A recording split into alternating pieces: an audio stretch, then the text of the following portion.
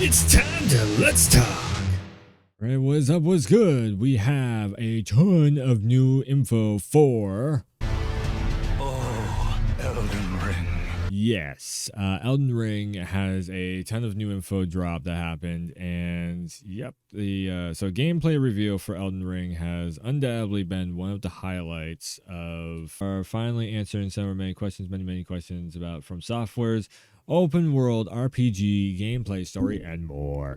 But as with any game creator, Miyazaki, created by Miyazaki, that gameplay trailer has left even more mysteries to be solved. Thankfully, we were lucky enough to sit down for an hour with the legendary game developer and talk through our biggest questions.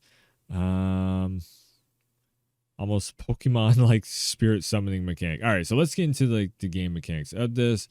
Overview of what's happening. So Miyazaki, it's very difficult to summarize briefly what Elden Ring is, but to us, it represents a culmination of all of our know-how, all of our passion across all of these games to deliver a brand new dark fantasy IP. So this is not Dark Souls. This is something brand new. And Miyazaki said in the past that Dark Souls 3 was going to be the last Souls game. It's not the last of the Souls genre, but the last Souls game. We're extremely excited to finally reveal it. As I think, as far as the characteristics go, really focus on something that is just an enormous sense of scale and this broadness and openness to the lands beyond or between. So the lands between is going to be the game world. The world that you'll explore as part of creating this vast world. We wanted to bring on involvement from George R. R. Martin. That is Game of Thrones dude. He brought things to the table that we couldn't have done by ourselves in terms of that rich storytelling and the sense of character and drama. So we really appreciate his involvement as well. Created numerous new action systems and game systems to enhance this and to go hand in hand with the vast new world. Player can now jump. Go ahead and jump. Yeah. So Sekiro. That's what brings. I mean, From Software, Sekiro.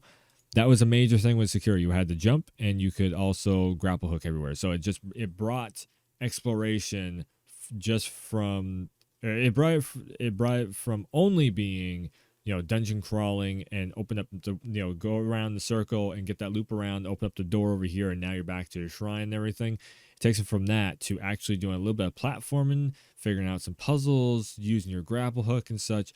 I do still need to finish Sekiro. So I don't know exactly how full on they went with the grapple hook and the jump features, but I remember from what I played of it, it was actually a lot of fun. And that's one of the things that makes me really want to jump back into Sekiro. The reason why I didn't finish it was not because I got bored or any of that stuff. It was literally because I wanted to get a PC copy of it to mod it, because the main character, I will admit, for Sekiro, the wolf who turns into Sekiro, I guess it was, if I remember right, I just kind of wanted to mod him, and because there was some really cool, like you could mod him to look like a Bloodborne character and such. I was just like, I want to do this. And instead of just having the plain old sword, you could give him a lightsaber. You could give him all kinds. Like, the modding community behind Sekiro was actually really cool, and it was very easy to implement mods. Anyways, what's going on? Back to Elden Ring. You can now ride on horseback. So I know the first thing everybody's gonna be like is Breath of the Wild, Zelda, but in Dark Soulsy form. Okay. There's a number of new additions to combats, which raises the level of freedom higher than previous games. Now matches up with the sense of scale of the world itself. Which, when you watch the trailer, the world is more expansive than ever before. It's very free roam. I think another major difference or major point of this title is the number of choices you have available in combat. So while you can just choose to go in head on, we also have a number of alternative elements, such as being able to summon the spirits of deceased enemies and use them as allies in battle. Very Neo. This is all good things. Sekiro meets Neo meets Dark Souls. Whoa. And from the trailer, it looked like some of it is even also Bloodborne-ish, where sort of like it's like Dark Souls 3 mixed with elements of combat from Neo with summoning spirits and such. And then you also have the freedom of movement of Sekiro. Like that's this game, like Elden Ring. I know it's been in development for a long time. Also, this has sounded really good. To me, this has sounded like this is check mark boxing everything that I want it to be. So we have a number of elements that let you approach different situations at different level of freedom. I think that would pretty much cover everything. Damn, Miyazaki. Mention lands between. Interesting name because it's not really a traditional name. Dark Souls, Lordran, Dark Souls 2. Again, I'm not huge on the Dark Souls lore, just because it was just like, okay, it's there. It was more or less like the adventure and the boss fights. I know a lot of people were that way. Dark Souls lore. My God, try and say that 10 times fast. It's all right. It doesn't do too like the Bloodborne lore does way more for me. Sekiro again, I was kind of the same way with that too. I think that's like them bringing on George R. R. Martin. I think could possibly help this a lot because, in all honesty, Miyazaki is great at creating a world. He's great at like making the shell of the story. I just don't think him going like dramatically into like the details of the story is his forte. I think he's really good at creating an awesome atmosphere, fun gameplay, or like leading developers in the way of making fun gameplay. Dark Souls has some of the best combat, that there is in some games. I mean, they've had their hits and misses, of course, like any development studio, on different aspects of combat and everything. I think that they've learned a lot over the years too. So this could be like the perfection of everything that they've learned. Elden Ring is starting to really get my attention with this interview. We're happy we're happy you picked up on that because The Lands Between is actually a name that was invented by George R. R. Martin himself when he was coming up with the impetus for this world and writing its history. So yes, George R. R. Martin is actually writing the history of the world. So if you like Game of Thrones and like all the detailed plot twisty stuff that he did with Game of Thrones, this could actually be really cool. And it's Deeth Mythos, so we wanted to implement that into the game. We hope that as well as taking away the idea of it being the sort of impetus and starting place of the world. People feel that it's really like an invitation to this mysterious new land. A lot of elements of exile and return. Okay. It's supposed to invoke this feeling of something very mysterious and very ethereal. We'll see. We'll see when we get into the game. How long is this interview? This interview goes on for a while. Hoping that's defined some terms aware of by the trailer. Get a little lengthy. First of all, the world of Elden Ring. The lands are blessed by a presence of the Elden Ring by the Erd tree. Why does everything keep going with trees? The tree of life, the tree of the tree of mourning, or whatever the hell, which symbolizes its presence, and this has given grace or blessings to the people throughout the land. Okay, so feed the tree, the world gets better. Okay, and symbolizes the blessing, the grace of the Erd tree. Oh. So instead of doing this, blessed the light, it's blessed the tree. Okay. However, after time, there are individuals who lost this grace and the light faded from their eyes, and these are known as the tarnished. Right. You could call them tarnished individuals who have lost grace. So they basically they fell into the darkness. Kind of Star Warsy. Star Warsy? Yeah. I feel like one of the main themes of the game is how the player, the harness, approaches or treats this newfound grace and this return to the land that they were once banished from. How they interpreted this, and the meaning. It's not just a player character, of course. It's lots of characters in the game who are all beckoned back and will have their own adventures and motives. We want the player to discover for themselves what that means and how they want to begin their adventure. I'm kind of wondering if, because, Game of Thrones was kind of we have to rally together to fight the forces of evil. I'm kind of wondering if that could be something like the main player rallies together.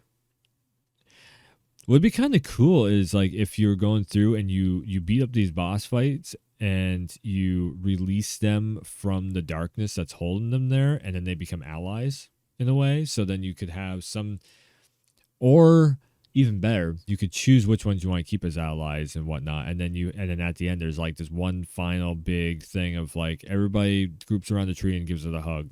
Now, there's like this big final boss fight at the tree that as soon as you defeat it, then the tree brings eternal life or whatever to the lands. That could be kind of cool. I doubt like how they're gonna do that, but that would be kind of a cool thing for them to maybe, I don't know, just like pick up on. Struck with me in the trailer was the enemy designs, right? I'm glad you picked up on that several times. Several themes to the enemy designs. One main theme and the main bosses of the game in particular, essentially demigods. So see, like they could be like the main characters. You turn them from demigods into regular gods, and then you could go on an adventure with them or something. That'd be kind of cool. Or you add them to your crew of people. I don't know. I'm a very Mass Effect type of player where I love to recruit characters and then like build up the welcome to the family son, that type of characters who are written again by Martin, and they inherited the mad tainted power of the Elden Ring shards once it was shared. We wanted to depict these beings as not just creatures and horrible monsters, but have an element of heroism and elements of mythology to them, which is cool. So it's actually finally building up this like history of the world. I mean, Dark Souls had a history of the world. It just didn't connect with me that much. I was just like, okay, yeah, they have this history to the characters. Do I care about the history? Not like personally, not so much. Essentially, they are the old gods of the world. As part of the design of these major characters, inheriting the shards of the Elden Ring, they each inherit a different power or element. Okay, so each of the like kingdoms of the land are going to have their own theme of different power or elements. Very kind of soulsy. There is, like you always have crossover enemies, but there's definitely like a different vibe to the different one time you're going into the tombs, the other time you're going into like a forest area, another time you're going into like the marshlands. Definitely. So while there is heroic and mythological elements to them, they are going to have their very mad taint and this deep-seated ruin to them. Okay. I like I said, I'd like to be able to, like, how cool would it be if you can summon the boss fight, become like it's basically like a Final Fantasy summon. So each boss fight that you beat up, they become a Final Fantasy type of summon, and you can use that to beat up the next boss fight. So then by the end of it, you've collected like a ton of boss fight elements, and the final boss fight, all of them come together to just destroy. It's basically like the ending of Final Fantasy 15. Spoiler alert. The way that happens. You have to go and see it though, just like get to grasp the whole thing. For those who have finished 15, you know what I'm saying.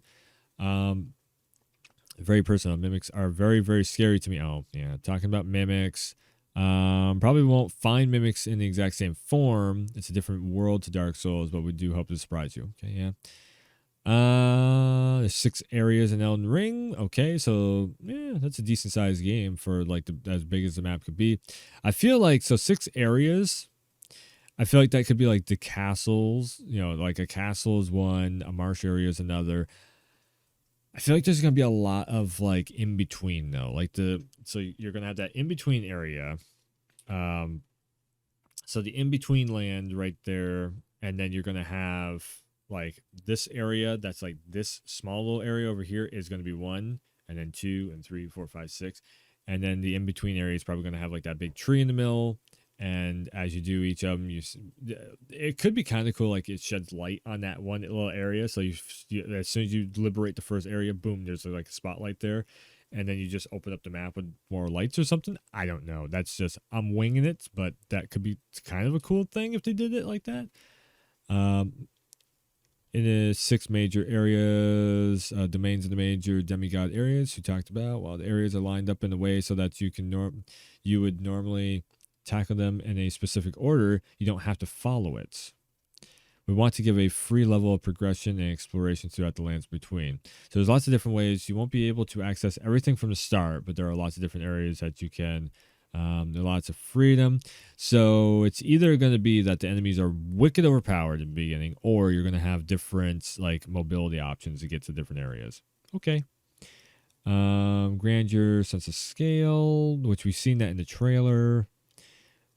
Previous works in terms of how the open world is structured. Is there a central hub? Like, okay, so first, yes, not directly from the start, but there is a hub area that you can access a little later in the game, which you can branch out from there. 6 areas. So yeah, it's the normal Miyazaki Dark Soulsy format. Domains of the area, the main demigod bosses. From here, you'll be able to explore not only these mainline dungeon areas, but also a wide variety of catacombs, castles, fortresses, like I said. So there's going to be like different areas. It's just like a regular Dark Souls game. The main dungeons are these 6. There are ones that you're going to be able to head into adventures throughout the main world. Fast travel system. Yes, fast travel is present, of course. We do want users to enjoy the aspects of exploration and cover the map for themselves, but we also want to take into account that level of comfort and ease of play. Good. So you don't have to like back travel and everything. You just go bloop and whoop, and there you go. Everything is good so far. Approach leveling up in the game like this. So yes, with this increased sense of scale, the vast new map, we had to allow for a certain amount of progression reward, no matter which direction the player took. High level of freedom. You find those elements exploring the world, which will allow you to keep that going. You can customize and craft items on the go by using materials found in the world. There are also more resources to recover health on the way as you go. Will be fighting for a longer time than before. The key word, I think, is retention and retaining a sense of progress. So we wanted them to keep going, to keep that flow as they explore and they journey through the map. So hopefully the sense of progress is always going to keep evolving, keep going. That's good. Resurrection mechanic in Sekiro. Oh, retention in the sense. Yeah. Because shadows die twice, and then you can pick yourself back up again. Right. Not wanting to spoil that sense of rhythm or tempo the player has as they play. So we had a couple of elements in Elden Ring come with a similar kind of breed, something that will keep them going and keep them encouraged. So you're going to be able to get second chance options in the game too. Okay. So to me, I kind of like that because then it's like, so the constant running back to the boss fight gets fucking annoying. And I know for a lot of people it does. The whole thing of like, oh my God, now I have to run all the way back to this whole damn fortress just to get back up to this boss fight because the bonfire is all the way back there. That gets annoying really quickly. So hopefully we get, multiple chances of just like haul ass a little ways, put the damn bonfires next to the boss fight. Just put them at the door next to the boss fight so we can just keep doing the boss fight over and over and over and over and over again. A really good one was Strangers of Paradise. They had literally the save point is legit right next to the door on the demo. So it's like you can just run into the door and just get your ass beat, run back into the door, get your ass beat, and you can just keep doing that for like it makes you want to keep going more and more and more and more and more. Like you will spend an hour trying to learn the boss fight and everything just to get your ass beat every single time by. I beat it. I beat that boss fight. But that's the reason why I beat it, because I didn't have to keep running back. So Souls games, Bloodborne, Sekiro, they all have a very similar, distinctive flavor of combat, even though they're all fundamentally very different in terms of their focus. We think rather than recommending a specific way for players to tackle each encounter, one of the things we wanted to stress in this game was, again, the freedom of choice, the freedom to choose how to take on encounters and how to approach these various situations. Okay. Variety of ways you can approach combat and a large range of abilities, not weapons, but abilities you can acquire. We wanted to allow the player to combine these with different elements to find their own strategy. Cool. To customize the gameplay to your liking, very RPG-ish. Will there be a stamina system? Yes, stamina bar exists in Elden Ring, but we feel it has less influence on the player overall. That's huge. Some players really don't like stamina bars. I have no problem with stamina bar, but my thing is less influential sounds great to me. That's less grind. You're not gonna have to grind out to get your stamina bar built up there as much. I wanted to make it feel less restrictive and contribute to the level of freedom so ooh, that's great. That's great. Less restrictive on the stamina bar is a good thing. Oh my god, where are we? We're just over halfway through this. Throughout the trailer, we see a bunch of different techniques. We see a horse leaping. Yes, part of making this a new world is a huge sense of scale, was adding enjoyment to the sense of exploration. Yes, it's a lot of exploration. You get different spirit summons. There are cases in which you can buy them arts, magic, etc. at stores to learn them from NPCs. So that's kind of going back to Demon Souls in a way. But generally, they are hidden throughout the game world. Well, I guess no. I guess that's also Dark Souls series too. Well, I mean, Demon Souls is Dark Souls series, but it was also present there. Anyways, but generally, they are hidden throughout the game's world. Player discovered through exploration rather than unlocking them through a skill tree as in previous titles. Right. So instead of just going up to a vendor and being like, "Give me this, this, this, and this," you actually have to explore and unlock them. Kind of on the fence about that. Like, I'd rather just be able to go up there and be like, okay, I need that, boom, give it to me. But if you're going through and you're unlocking them as you go through the world, that also gives you that sense of progression. So that's, it's a balancing act. It's a very thin line balancing act. I think one thing that's worth mentioning is the skills, returning features from previous games. Level of freedom gives you, so therefore skill attached to a certain weapon. There was a certain skill attached to a certain weapon. Now you're actually able to freely interchange skills between a large variety of weapons. Cool. Believe 100 skills in total. Obviously, you're free to combine your different skills with different weapons. You can make some broken options in that. That's cool. You're free to build your character with different weapons and equipment. You're free to learn magic as well. Throw all these things in. We think the build customization is going to be even richer and even more varied than ever before.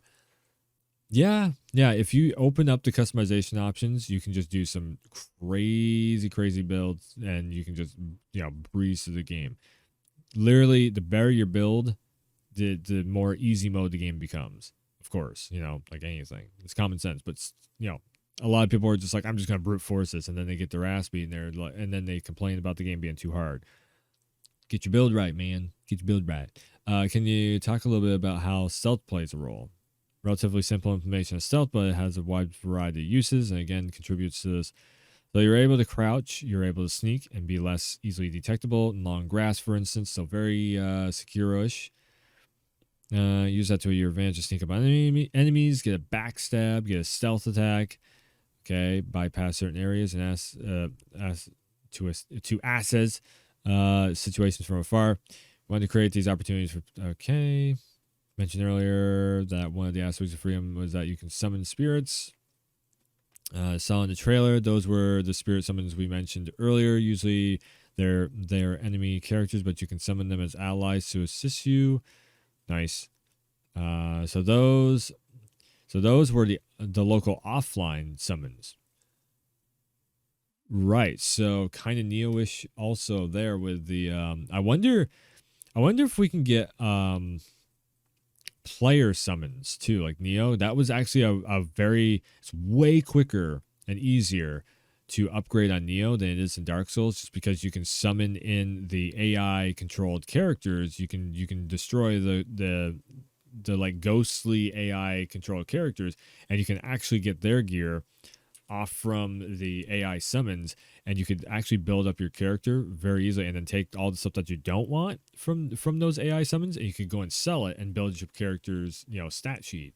So you could actually get you could not only unlock everything for cosmetic wise, but then you could also have a bunch of I forget what was it, the upgrade points anyways. You could end up selling the equipment and do the upgrade points. If they did something like that in here for Elden Ring, that'd be actually really cool, because then it cuts down your grind time to get your skills upgraded and everything that much more. It's just everything in this feels like it's being streamlined, so you don't have to grind as much, which is great, because And all honesty, there's so many games people have lives, you know, like the grind aspect. It's good if you only play Souls games. For everyone else, which is the vast majority of gamers out there, it's terrible because you can't get through the damn game. That's the reason why I've never finished a Souls game, because it takes you so damn long to have to upgrade your character a lot of times, or you just get one shot. Um, of course, Elden Ring, you'll be able to summon fellow players for co-op play also. So there is also the online co-op. It's still intact largely. So I think my philosophy towards game development is first set a certain game system and then apply a worldview that matches that, right? But we think one main difference is having the involvement of George from the start, having him paint that picture of the world's history and the mythos. So they came up with the lore and everything first, then they built the game on top of that. Okay, be interesting to see what the differences are there. Quite fresh approach rather than imposing new restrictions on the game. Was very open to us prioritizing the game system and leaving out anything we didn't want to explore. That's good. He's so that's also one thing in game development is it's a very different thing between working in movies and TV shows, like live action film stuff, and a game. You can't do cues in game where it's just like, okay, that door over there. I mean, you can, but you have to take the control away from the player, and that's like counterintuitive to a game design. So if you, it's like that door over there is going to open, the boss fight is going to come through there. You're standing here, and now we want you to look at that, but at the same time, you might want to run over there, pick up this item that's on the floor over there. Well, you can't do that because we want you looking at the boss fight. You know, it's like it's different in live action. It's just cut camera to there. You have no control over anything. So George R. R. Martin has to think of it's a totally different medium to what he's used to working in. Which you'll hear that a lot in game design talk. That's just like a main thing that pops up all the time. But it sounds like he was like very loose with how the initial spurring moment for the player character, but then on top of that, we're obviously going to build up a lot of our own world, and yeah, so it's like talking a lot about that stuff. Not sure if you personally call it an evolution. We feel like we might get laughed at for that, but but what we want to do is certainly a sense of player discovering things for themselves and enjoying uncovering the world, both in terms of So how much of the narrative do you keep a mystery from the player, but then how much do you throw at them also at the same time of like, this is the important stuff. There's some lore in the background, but here's the important stuff that you need to know. We hope that the level of understanding is easy to access, but then again, there's a lot more depth there to be explored, as I just got done saying. Yeah, so that's the wrap up of it. Everyone's passion here and everyone's dedication. We just really enthusiastic about this project. We can't wait for people to play it. There was a leaked thing about like gameplay wise, and of course we saw the trailer which made that leak. It was alpha gameplay that leaked. So if you have not seen the actual full-on trailer that came out, that was the Summer's Games Fest trailer done by Jeff Keighley, then yeah, go check that out because the game actually looks really good. It looks really good. I think the two biggest things I always come up with in games like this is please give us a transforming option of being able to transform our gear into looking like whatever gear that we want it to look like. Don't restrict us to having to wear one set of armor for a skill set or whatever. Let me get the skill set off the armor, be able to use a skill set on the armor, and then transform it into another piece of armor if I like the other piece of armor better. So if I want to run around with like kind of light armor on but have the skill set of heavy armor, please let me be able to do that. Neo does that, and it's awesome. A lot of times modding on PC, like that's one of the things that goes a long ways with that is definitely, being able to customize the game even further than what the developers let you do. Yeah, I think that would be like the biggest thing. Also, definitely the lock on, but that's a Souls. That's how they work with the Souls game is the lock on mechanic. Yeah. overall, I'm really interested. I'm gonna probably end up making a big launch night, a launch night video, and also do a big launch night, party for it and everything. So, yeah, we'll see. We'll see what ends up coming of this. Hopefully it comes out really good, and we have a lot of fun with it. Anyways, go check out the rest of the channel. Videos galore on the channel. Hit that like and subscribe button. It helps out a ton. And of course, as always, go check out the Twitch channel, twitch.tv/Warwolf, where I will be doing the launch nights stream of Elden Ring and many, many more games to come. So thanks for tuning in. Thanks for stopping by. And as always, I will see ya next time.